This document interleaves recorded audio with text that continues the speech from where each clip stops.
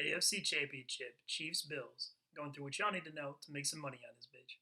So this is probably the most fun game. This is be a game of the whole year, and yeah, that goes for me too. I'm really excited about this one. Um, but yeah, let's get into how this bullshit gonna go down. So first, weather-wise, not actually a big deal. It could be a little bit cold, and there is like a chance of snow, but either way, the main thing I'm concerned about always is wind, and that doesn't look like it's gonna be a big deal. It doesn't look like it's gonna be like it's not gonna be below zero or nothing like that. So, well, I do think it could keep the scoring down a little bit, just being outdoor in general, not a huge deal. Injuries. So for the Bills offense, nothing really relevant for this game. Gabriel Davis, backup receiver, is questionable. He's really good, so I do care about that, but I'm assuming he's going to play. And for the Chiefs, nothing that really matters. Bashad Breeland was questionable, but he got ruled that he's going to play just today, so that's not a big deal at all. So yeah, let's get into it. First, we got the run game here. So Deion Dawkins, Ike Bacher, Mitch Morse, John Feliciano, Daryl Williams, offensive line versus Frank Clark, Derek Nottie, Chris Jones, Daniel Passanio, Alex Okafor, Mike Dana, a lot of names that the Chiefs are out there. As far as the offensive line versus defensive line goes in the run game, not good for the Bills. Bills suck at running the ball. They always do this year. They always have, and that's going to continue here. I mean, on the interior, they have effectively no advantage. Chris Jones is going to murder them continuously, basically, and frankly, Derek Nottie is good enough. That he's not going to get moved at the line of scrimmage, and he has strong enough hands the way he plays against the run game that he's actually going to be able to control the line of scrimmage pretty well. And even their backups, Mike Pinnell is a similar player who's also really good, and Deshaun Wharton too. Now obviously he's not on Chris Jones level, but that guy's shown some things as a penetrator and stuff. I know like PFF loves him maybe a little bit too much, but he's not bad. So listen, they're gonna be able to control the interior. Mitch, like the Bills' offensive line, they can do okay in certain matchups, not generally in the run game, which again we've seen throughout this year. But especially Ike Podger, that guy's going to get murked by Chris Jones pretty consistently. We'll see, of course, if they can gain any traction when these two teams played previously. So these two teams played earlier in the year. I think the game was a lower score. It was like 17 or maybe 24-17. It was something lower. Um, but you saw in that game that while occasionally they can do some stuff, it's not because they advance here. On the edges, Daryl Williams, Deion Dawkins. So Daryl Williams, I like in some matchups. Again, not here. Chiefs edge defenders, they have a lot of problems, but his run defenders is pretty good. They're pretty good. Frank Clark is borderline. Well, I was gonna say dominant. That's not true. He has some flashes of that, but he's good for sure. And there are other guys. That's basically all they're good for. Alex Okafor is a really good veteran for that. Tino Passanio, that's all he can do effectively. And Mike Dan has actually shown stuff as a rookie. And the Bills tackles again, they're kind of trash and run blocking compared to other teams. Daryl Williams is okay, but nothing I'm worried about here. So then you talk about the second level. Now, the Chiefs have like literally the worst linebackers in the NFL, right? But this is kind of an issue I have just in general with the Bills' offense, and then I think is going to bear on this game is they don't really attack a weakness like that very well, like at all. They're not terrible at it because I mean, when it's the middle of a defense, just any offense is going to end up running through there at some point. But they don't attack that part of the field very well. They don't design plays around exploiting those guys very well. So despite how bad Damian Wilson and Anthony Hitchens are, the Chiefs linebackers, here I actually think they're going to be okay. Even in the run game, again, the Bills don't really stretch the field very well. Their running backs aren't very fast. And it's not like they do anything to create yards. So I do think the Chiefs linebackers are going to be okay here. And frankly, the rest of the second level, be it Tyron Matthew, Daniel Sorensen, or their corners, they can keep the Bills' already really low ceiling run game even lower than it normally would be. So overall, the Bills aren't going to be able to run the ball. Again, they're completely used to that. Maybe Josh Allen and like read option stuff can be okay, but even then, actually, he doesn't even attack the Chiefs linebackers like with he's not super quick or anything. He might truck them once or twice, but as bigger body dudes, they're going to be able to keep up with him at least to a point. So Bills again not going to be able to run the ball for shit. So then we talk about the pass game. Obviously, way more important. I talk about this every Bills video. I said it ever since Fonte's been in the league. He is the second best receiver in the NFL, and he's in the tier where no matter what happens, he's always going to be open. That absolutely includes here. Now, I do want to mention though, because I can gloss over this sometimes, that the Chiefs corners are actually pretty good. So they're not huge names, but Travarius Ward, Rashad Breeland, Jerry Sneed are all like legit. Travarius Ward is like good. Legarius Sneed is like no joke as a rookie. He's basically every snap he's played, he's been good. And Rashad Breeland is a little bit more exploitable, but even he's nowhere near a disaster. So despite how good the Bills receivers are, which does apply here too, like listen, the Bills receivers are at a level, all three of them, Diggs, Brown, and Beasley, and even Gabriel Davis really good too, are at a point where they're going to be open consistently every game they play in, which does apply here, but it's not. Again, it's pretty similar to last week actually against the Ravens, not to the same extent, but where they're not actually like going to kill them constantly. So there are other options, and this is something I worry about the Bills. They suck. Dawson Knox is really bad, and the running backs aren't good receivers. So again, where you attack the Chiefs' defense over the middle of the field, exploiting the linebackers and Daniel Sorensen in coverage, doesn't really work here because Daniel Sorensen's problem is that he's just really slow, and Dawson Knox isn't good enough to exploit that, and the running backs aren't either. So not a ton of options outside the receivers. And when you talk about Josh Allen, he's still, I love Josh Allen, I think he's good, but he still absolutely has problems with missing open receivers at times, and he doesn't go through reads great, and he's not super accurate. That's just true. Like that showed up last week. Remember, they scored 10 offensive points, right? Now, he's really good, and with how good these receivers are, that just raises his floor of being able to do things for sure. But in this game, he's not really set up to succeed that great. He has his offensive system and everything, but the rush for the Chiefs, right? And this is something I kind of skipped over earlier. I guess I should talk about with the pass rush. Is literally built to contain him. It's really similar, and this is what something I talked about in the Rams versus Seahawks, the playoff game earlier, where Russell Wilson, Josh Allen, they're not crazy similar, but in the way they interact with the pocket, they are in some ways. And what happens here is you have defensive ends who are like disciplined, strong guys who are going to be able to maintain gaps, and then a dominant interior guy who's going to be able to push him out to those guys or just get him himself. With the Rams, it kind of came by choice because they're a lot better at it. The Chiefs, their edges just suck, so they don't really get a choice. They have to contain rush basically, which is what they're going to end up doing. But Chris Jones is as good, especially in this matchup as Aaron Donald. Okay, that came out wrong.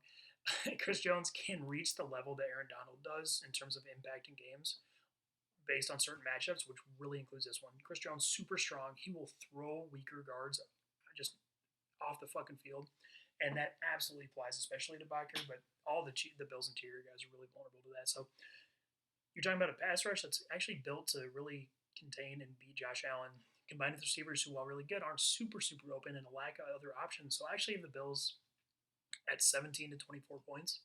They still have their offense is not perfect. I love their offense and their matchups. I think they're really good, but this isn't really one of them. So I do think they could struggle, and that's not even including if the weather does become an issue. But 17 to 24 for them, and we'll get to the other side of the ball.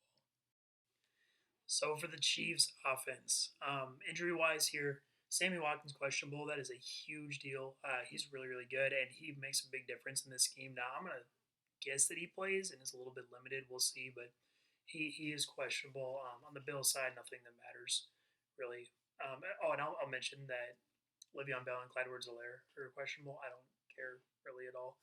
Neither of them are that different than Darrell Williams in this case. So yeah, run game first.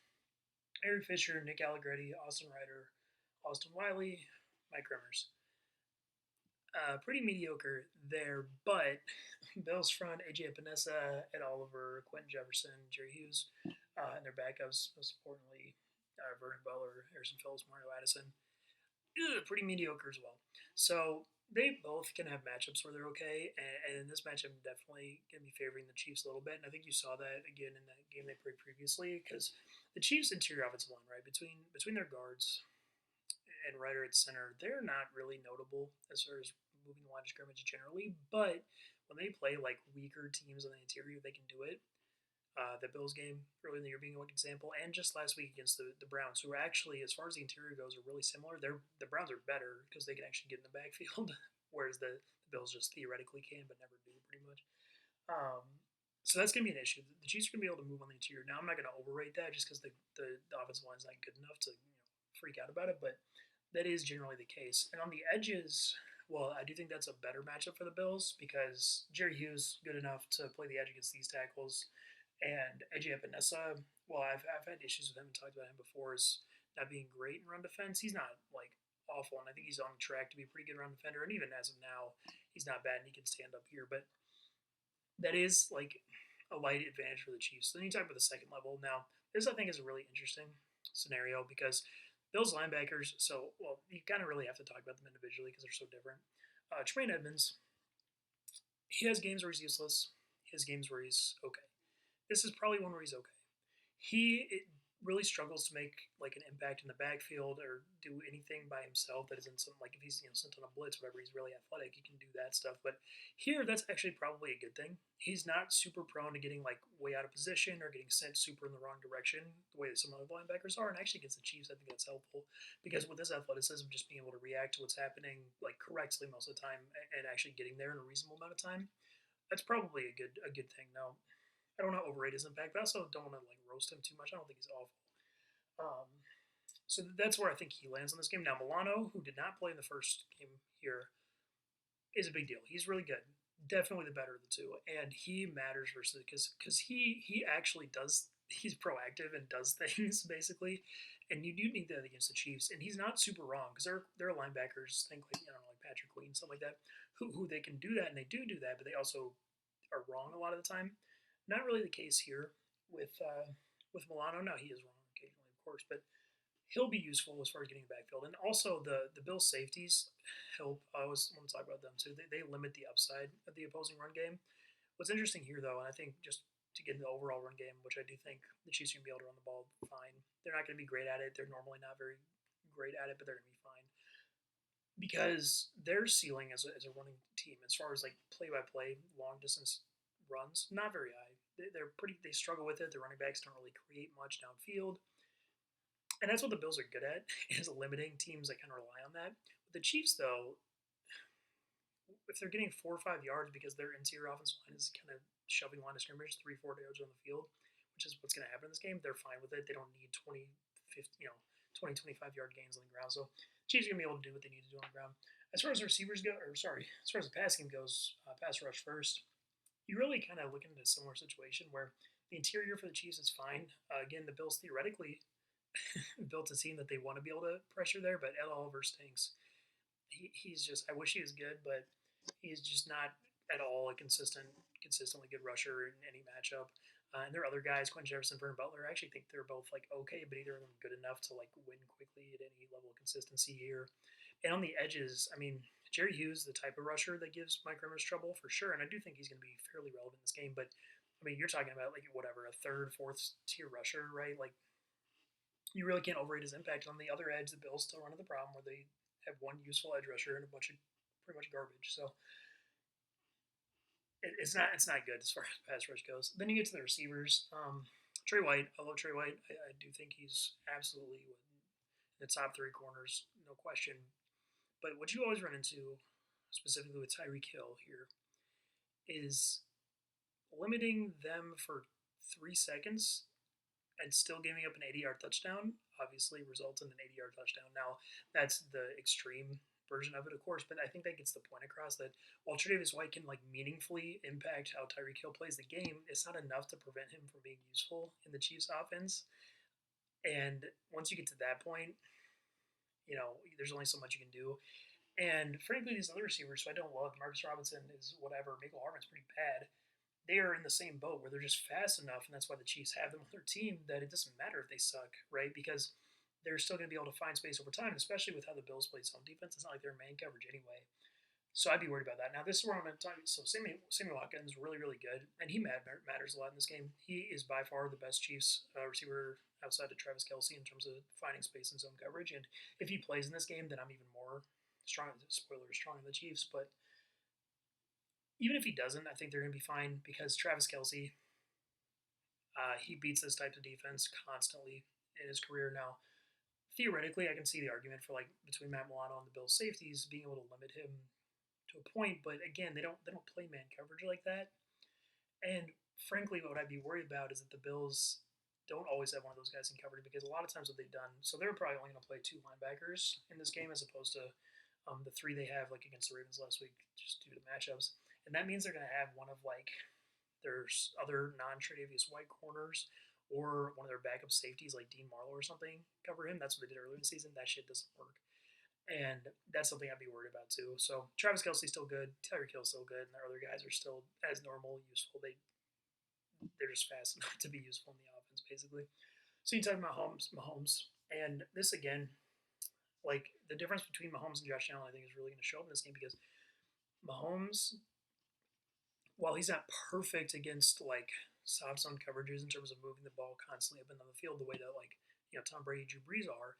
He's still right behind them. He's still one of the best quarterbacks at that there is in the NFL. So and he's content to do it too. So while I think his playmaking is limited by the Bills and their disciplined zone and their good safeties and a lot of the advantages they have, that's not taking away the only thing Mahomes does, right? So that's the issue I think that you run into here. That Mahomes is going to be fine taking all these short stuff and the scheme plays that Andy Reid does, and moving the ball up and down the field for pretty long, fairly easy drives. So yeah, I have the Chiefs at 23 to 30 points. Reason I don't have it higher, despite all the advantages I think they have, is again because I think they're going to put up some 8 to 12 minute drives in this game because the Bills allow that and the Chiefs take it no problem, and it's probably going to be pretty easy, especially with them being able to run the ball. So the spread of this game, 3.5, Chiefs favored. And the over under set at 54.5. I think both of those things are bettable. Chiefs minus 3.5 and under 54.5. Minus 3.5, obviously that little hanging 0.5, you don't love that. But the Chiefs are just good enough that I think they're going to be able to keep the ball fairly well away from the Bills. So I don't think they're going to have a ton of success actually moving the ball consistently. At which point you're talking about the Chiefs moving the ball up and down the field, and once they get in the red zone, they're such a good team. I'd be on their side for sure. And the under, that's a really high number for an outdoor playoff game, basically, as well as what I mentioned before. Remember, last time these two teams played, this game was a really low score, and the Bills' offense was really good at that point, too. They were just playing better teams than they did the second half of the year. So I do think the Bills, and I am very strong on the Chiefs, going to win. So Chiefs Packers Super Bowl, but for this game, Chiefs win minus 3.5, and